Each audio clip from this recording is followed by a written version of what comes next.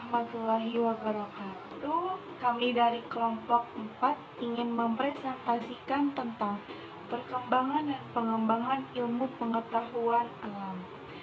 Nama saya Farisha Fitriani dan teman saya Nenda Arla Puspitasari. Yang pertama, saya akan menjelaskan tentang pengertian ilmu pengetahuan alam.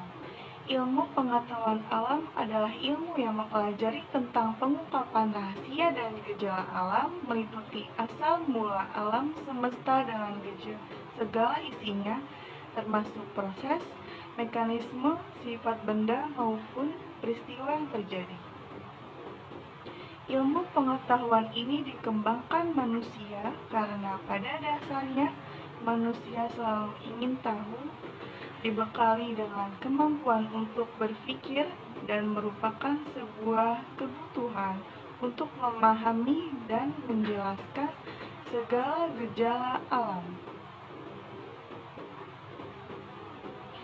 Pengetahuan yang diperoleh dari alam semesta ini selanjutnya merupakan dasar dari pengembangan ilmu pengetahuan alam atau IPA. Informasi yang didapat disimpan dan diajarkan kepada generasi berikutnya. Ditambah dengan pengetahuan yang diperoleh saat itu, maka informasi tentang pengetahuan ini terus bertambah dan berkembang dari generasi ke generasi berikutnya. Syarat-syarat pengetahuan dapat dikatakan ilmu adalah 1. Logis, yaitu pengetahuan tersebut masuk akal dan sesuai dengan kaidah-kaidah ilmu pengetahuan. Yang kedua, objektif, yaitu pengetahuan yang didapat harus sesuai dengan objeknya dan didukung oleh fakta empiris. Yang ketiga, metodik, yaitu pengetahuan diperoleh dengan cara-cara tertentu yang teratur, dirancang, diamati, dan dikontrol. Yang keempat, ada sistematik, yaitu pengetahuan disusun dalam satu sistem yang sering berkaitan dan menjelaskan satu sama lain sehingga menjadi satu kesatuan yang utuh. Yang kelima, ada universal, yaitu pengetahuan berlaku untuk siapa saja dan di mana saja, yaitu dengan cara eksperimentasi yang sama akan diperoleh hasil yang sama. Dan yang keenam, ada kumulatif.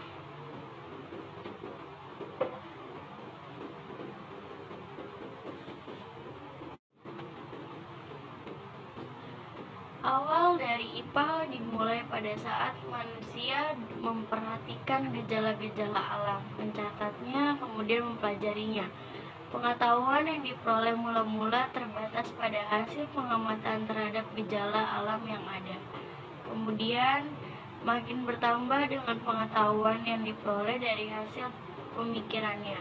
Selanjutnya, dari peningkatan kemampuan daya pikirannya, manusia mampu melakukan eksperimen untuk membuktikan dan mencari kebenaran dari suatu pengetahuan. Dari hasil eksperimen ini kemudian diperoleh pengetahuan yang baru. Setelah manusia mampu kemampuan yang menalar dan eksperimen ini, lahirlah IPA, ilmu pengetahuan alam, sebagai suatu ilmu yang mantap.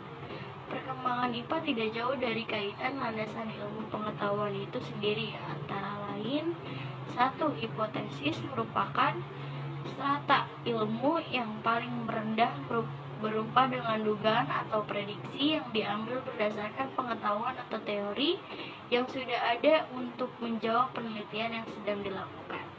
2. Teori merupakan strata ilmu paling tinggi dari hipotesis yang merupakan landasan ilmu yang telah teruji kebenarannya, namun teori masih mungkin untuk dikoreksi dengan teori baru yang lebih tepat. 3. Hukum dan dalil merupakan strata ilmu yang paling tinggi berupa teori yang telah diuji terus-menerus dan diketahui tidak ditemukan kesalahan. Ilmu pengetahuan akan terus berkembang sejalan dengan sifat manusia yang tidak pernah merasa puas dengan apa yang sudah dipunyai dan diketahuinya.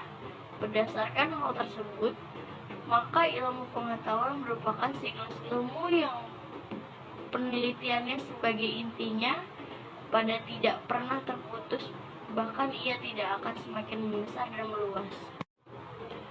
Secara umum, pengertian IPA bukan hanya ditinjau dari satu disiplin ilmu saja, namun IPA dapat dirinci lebih lanjut mengenai berbagai disiplin ilmu. Antara lain ada IPA klasik dan IPA modern. Yang pertama ada IPA klasik. Bila ditinjau dari pengertian klasik sendiri, maka dapat diartikan bahwa yang klasik umumnya bersifat tradisional berdasarkan pengalaman, kebiasaan, atau naluri semata. Meskipun ada kreasi, namun merupakan tiruan dari keadaan alam sekitar. Pakar fisika membedakan antara fisika klasik dan fisika modern. Fisika klasik atau fisika terbatas mempelajari komponen materi dan interaksi antara komponen dengan perkembangan pengamatan.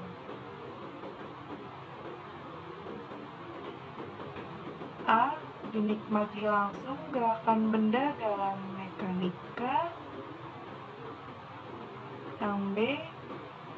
Penglihatan dengan teori cahaya. Yang C. Pendengaran dengan suara. Dan yang D. Indera saat termodinamika. Dan yang E. Listrik magnet. Dari sisi perkembangan pengetahuan tentang penjumlahan vektor yang dipakai dalam komputer, tomografi atau CT, atau penampang lintang tubuh dengan sinar X, M, magnetic resonance imaging atau MRI untuk deteksi tumor. Di samping itu juga teori momentum linear P sama dengan mt yang selanjutnya dikembangkan dalam sistem translasi. Muncul hukum kekekalan momentum maupun kekekalan energi. Listrik maupun magnet ditemukan dan berkembang dengan adanya potensial dan energi potensial serta gaya energi listrik induksi.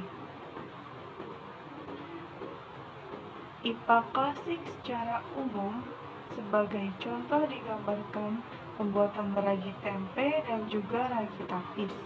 Meskipun hanya berdasarkan pengalaman petani, namun tanpa disadari petani tersebut telah berkecimpung dalam bidang mikrobiologi, mikologi, dan tentu saja tidak lepas dari ilmu fisika yang mendasarinya. Contoh lain, pembuatan gula kelapa merupakan proses fisika bersama-sama kimia yang telah tinggi tingkatannya. Juga pembuatan terasi, ikan asin, rendang, dan telur asin adalah merupakan karya IPA klasik. Petani atau pembuat. 2. IPA modern. IPA modern muncul berdasarkan penelitian maupun pengujian yang telah diadakan, pembaruan yang dikaitkan dengan berbagai disiplin ilmu yang ada. Proses cleaning, pengalengan ikan, buah-buahan, dan berbagai kegiatan dengan fisika, biologi, kimia, biokimia, dan sebagainya merupakan hasil perkembangan IPA yang telah dinikmati oleh manusia. Fisika modern perintis dimulainya IPA modern yang dikaitkan dengan ditemukan teori-teori relativitas dan kuantum yang menggambarkan sifat atom, inti, dan partikel lainnya, molekul zat padat. Sebagai contoh, teknologi nuklir merupakan teknologi modern yang dapat dimanfaatkan dalam bidang kedokteran, transportasi, angkatan bersenjata, dan berbagai kegiatan yang berkaitan dengan disiplin ilmu yang lain. IPA modern diperoleh atas dasar penelitian yang menggunakan metode ilmiah, disertai pengujian berulang kali sehingga diperoleh ilmu yang mantap, baik untuk terapan atau ilmu murni. Banyak contoh kegiatan IPA modern seperti pemanfaatan energi matahari untuk kegiatan yang berkaitan dengan listrik, untuk transportasi industri, rumah tangga, dan pemanfaatan varon untuk menimbulkan aliran muatan listrik atau elektron. Karena perbedaan panas, sehingga terbentuknya sel pembangkitan listrik. Tungku sinar matahari telah banyak digunakan yang hanya berprinsip pada titik fokus lensa cekung. Dengan energi panas bumi, dapat diperoleh tenaga listrik dalam berkaitan dengan alam lingkungan. Untuk menciptakan suasana bersih, timbul pemikiran pemanfaatan sampah sisa organisme seperti jerami, sisa tanaman-tanaman yang lain, dan kotoran hewan diproses dengan bantuan bakteri dalam kondisi tertentu sehingga menghasilkan gas-gas yang ternyata dapat dimanfaatkan sebagai pengganti bahan bakar. Proses di atas sering disebut. Jadi kesimpulan yang dapat diambil yaitu IPA atau ilmu pengetahuan alam merupakan kumpulan pengetahuan tersusun secara sistematis yang didasarkan pada penyelidikan dan interpretasi terhadap peristiwa-peristiwa atau gejala alam melalui metode dan sikap ilmiah. Sekian penjelasan dari kelompok 4. Saya Farisa Fitriani dan teman saya Dinda Arla Puspitasari. Kurang lebihnya mohon maaf.